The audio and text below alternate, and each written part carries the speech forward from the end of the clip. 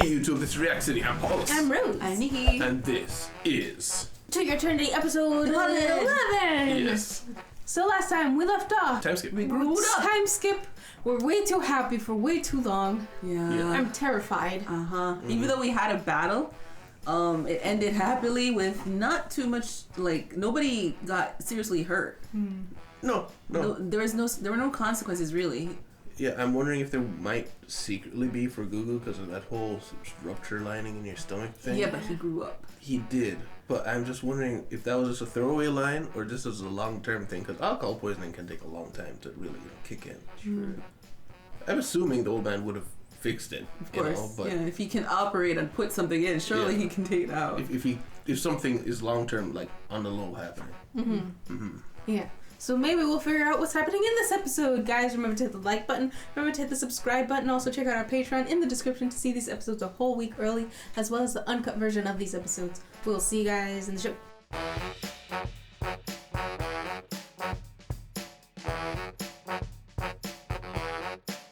Discussion. I'm so upset because I got drawn in. Like, I kept being like protecting myself. No sense of safety. No, I was kept like trying to protect my mind. I was like, no, something bad has to happen soon. But every time I'd get just drawn into all the nice things that are happening, and then the moment the credits stopped and they panned out, I was like, no, something's gonna happen. Like somebody's gonna run up, right? I mean, the cliff. I was like, and the cliff falls. No! Why did you have to predict that? I didn't think there were that kind of danger was going to happen. I thought maybe the fiance would show up and maybe the black-haired guy would be with him or something. Like, hey, get away from her, or something along those lines. Yeah. But even then, I felt like it had to be something bigger than that because she's already a rebellious person. Yeah, so it wouldn't have been that much of a hill to cross. But they have their people like pick her up and bring her back home when she was younger, right? So I thought maybe they could enforce her will. Well, yeah. Yes, but there's like 50 people here. Yeah, I think really the only thing that's holding her back from just doing what she wants is getting Gugu to just accept. Like getting Gugu to be reciprocal. Like she's struggling to get him to be on the same page with her. Even though they know they like each other, but until that becomes okay, he's not gonna fight for her. He needs him to like try, you know. So, oh my gosh, I know we need someone to die, and of course she's gonna turn into. At least he's not gonna turn into a kid. You know, I thought he was gonna die as a kid, but he'll turn into a buff human being. So I'm thinking there's two paths. I have two theories here. One, the fight goes down and he manages to impress enough and save the people at the party that he wins the favor of them, and that's his way of getting in. Or B, he does save everyone, but he goes down hard and he gets badly injured. And in doing so, Fushi's going to have to either leave him behind or just want to put him in danger ever again. And that's how we move forward from this place. Yeah. That's kind of what I thought would happen, yeah. I think regardless, that is what's going to happen. Fushi's going to start to understand the importance of actually becoming stronger. Because look at him. He's like a buff guy who he decided to become stronger. But Fushi just decided, no, I'm going to stay here. No stimulation except very small, insignificant things. And not even trying to think about like these knockers that almost took him out. Yeah. But now that it's affected someone close to him, and I feel like he'll start to understand this love feeling, because he's like, oh, Gugu feels it. I feel the same way around Gugu when he talks about you. He'll start to understand these emotions of care. Yeah. And protectiveness. He might start to actually make the decision, you know what, it's not safe for me to be near anybody. And maybe for a while he becomes a hermit. Lone Ranger. So the knockers have gotten so strong that they're capable of just slicing off a cliff face. Yeah. I'm assuming it's tree roots. Yeah, they would just, Yeah. But still, that would be significantly more than what he did before. Before, it was just like a singular tree root that had to like inject and then get strength, and then it's a threat. Because they're doing strategy now. Yeah, because like Master said, they are learning. They learn very fast. It's been 4 years. Yeah, they've had a lot of time to learn. And I'm really, really hoping Gugu doesn't die. But unfortunately, that's like the strongest stimulation that will get Fushi to like grow. But it could also be where he's smarter now, that maybe the stimulation of not actual death but near death could be ugh to cause him to have stimulation. Strong stimulation. By grow, what do you mean, like as a person? I guess I mean just stimulation, not really grow. Like, he has to grow, but he has to, like, move on for that. Yeah. I mean, I guess it's just he's already experienced death in, like, when the little girl died, right? And But he didn't quite understand it, I don't think. No, he didn't. But not in the same way he would understand this. Yeah, he would understand if Gugu were to die now, he would understand. Yeah. Yeah, I feel like, yes, we're going to have to leave Gugu behind, but I feel like he can survive this. I mean, I hope so. Because it would be tragedy for more than one person here. What I hope is that they were foreshadowing from what what is his name? Sure. Old man said is like, I wish I could see all of Gugu's life. Is that's going to be, what's his name? Fushi's feeling when he leaves. Yeah. Maybe he departs on their wedding day. Yeah. Like, they're just like, hey, where's Fushi? And then nobody sees him ever again. Yeah. That would be bittersweet, and that would be good. That's something he'd do as well. Yeah. Mm-hmm.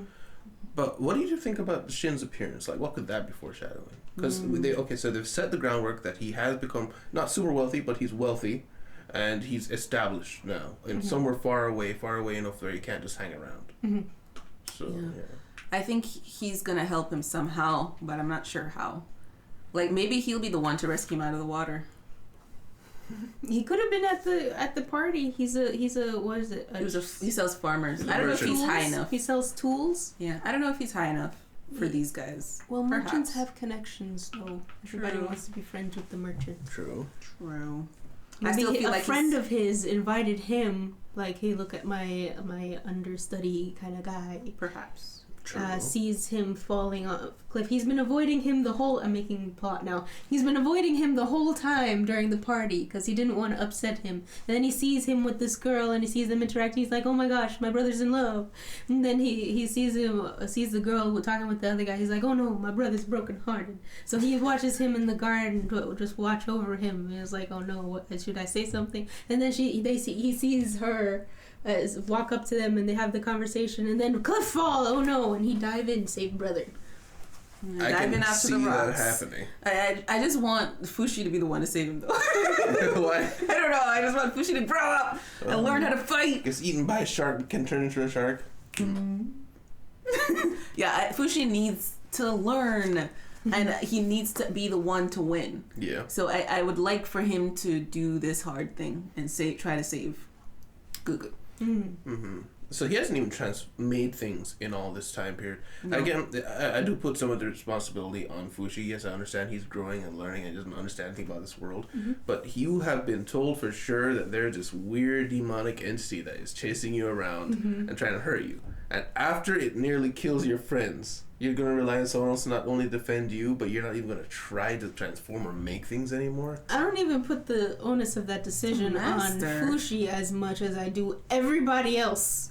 Yeah, even everybody else isn't trying to do something. But the thing is, nobody else knows the source of this monster. Only Fushi does. And Fushi doesn't seem to have, like, the wherewithal to explain. Yeah, there's these things, apparently this guy who made me said there's these things trying to destroy the world. I don't really feel like trying to, no, he doesn't talk about it at all to anyone.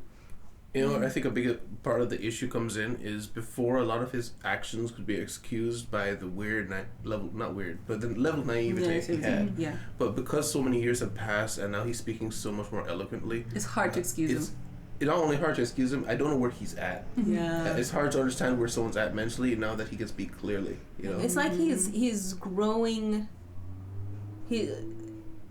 He's collecting knowledge, but he's not really maturing. Yeah. And you can see that especially in his conversation with Reen. I forget what exactly it was, and he said something, and she's like, "That's not what it means." And she's like, something he does all the time. Like, he still doesn't understand some basic concepts, and even like talking about love. Like, if Gugu loves Reen, you think he wants you to be the one to pass it on? Yeah. He doesn't think about the social consequences of his words, because he's just not there mentally. Yeah. Not quite advanced yet. Yeah. No. Even with like Gugu watching the girl he loves talking to her betrothed, he's like, let's go, Fushi. He's like, but I want to eat. Yeah, he doesn't understand what's happening. I want food. Okay. Like, even if he could feel the emotions of Gugu next to him, it doesn't register as anything. Not processing it fully. No. He can't recognize what it is. Yeah.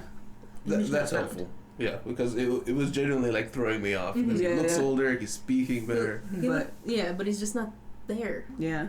Mm-hmm. You gotta read his interactions. And in the defense of Gugu, though, for not training him, I think Gugu may have it wasn't like a huge moment, but I think he got scared off after seeing how he hurt Fushi with the fire and with the torches and stuff because before he was willing to test his abilities. Mm-hmm. Yeah, and I think he doesn't want to treat him like a monster. Mm-hmm. And they kind of set that trust between each other and said, like, I'll just defend you, we can be ourselves. Mm-hmm. You know?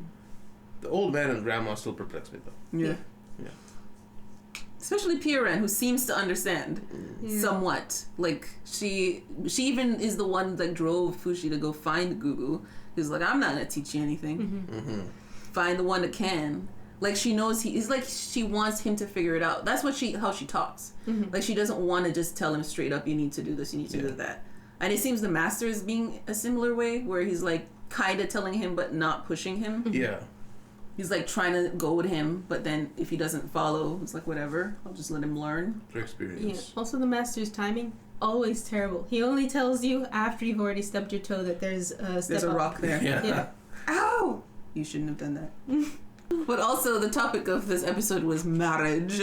Mm-hmm. What's her name? Rian is trying to get married and trying to get her own future husband. Yep. So I guess the hope is that Gugu survives this, impresses everybody with his fire. I wonder if that's the other thing that came up in my head. Do you think his fire breathing thing is gonna work when he hits the water? Like, because it made him buoyant, didn't it? What made him buoyant? The alcohol in his stomach, and he never got rid of it because because the old man was like, you should get rid of some of that alcohol so you can eat. Yeah, and it's like, nah. It made him buoyant. I don't remember that. I don't know why, but I feel like that was a thing. Maybe. It sounds legit, so I'll go with it. Sure, why not? Did I just dream that? What happened? But yeah, and also for the guy that she's betrothed to, I mean, I was memeing about it in the episode about him being evil or whatever. But it'd be nice if he is just normal. Yeah. Because odds are he's just a dude. Yeah, you know? he looks pretty like almost Shin-like. Yeah. Like, and so simple. Mm-hmm. He doesn't look like he's much anything to worry about. So it looks like he'll just push Sand aside if Gugu comes in the picture. Like, okay, I'm out of here. Yeah. I'm going home. Bye. I'll just find another betrothed, I guess. Mm-hmm. And dude, I know we've already been over what's small to one person might be big to another, and that's fine. But dude, the fact that everyone in the party is treating like a world-shaking event of her memories, this time she got that cut. Oh, we can't bring it up. Give me the flower. It's okay. I know it's a painful memory. It's just a little funny to me because she just got this little cut right there. Yeah. I understand for her it's a big deal. It's just funny. Yeah. To watch. How everybody else is just like, yes, it was world-ending. Mm-hmm. Yeah. To be fair, I think a long time ago you mentioned how like scars are a much bigger thing in Asian countries. It is. Yeah, I know at least in China you can speak to Japan or Korea, but in China like a woman gets a scar on their face or anywhere visible, and they are basically might as well become a prostitute. Yeah. Like, really, they have a very low chance of getting a husband, of having a high social stance in society. It's terrible. Oh yeah, I remember watching I think it was a Chinese movie or something, and she was like, hey, I have I don't know, they were talking about how she was ugly or something, and she unwraps her face, literally like a line right there that you have to focus on it for a bit to see it. Yeah. And I'm like, what are you talking about? Yeah. Well, the one I watched there was 3 sisters that they were slaves for this owner, and they finally, after episodes, they finally got a way to escape. They're literally like meters away from the exit, and somebody pushes the girl and she gets a scrape on her face, and the owner is a guy who does medicines and stuff, and she's like, but I have no future, and they're like, fine, we'll go back, and they go back to the slave master and pretend they didn't run away just because she had a scar on her face.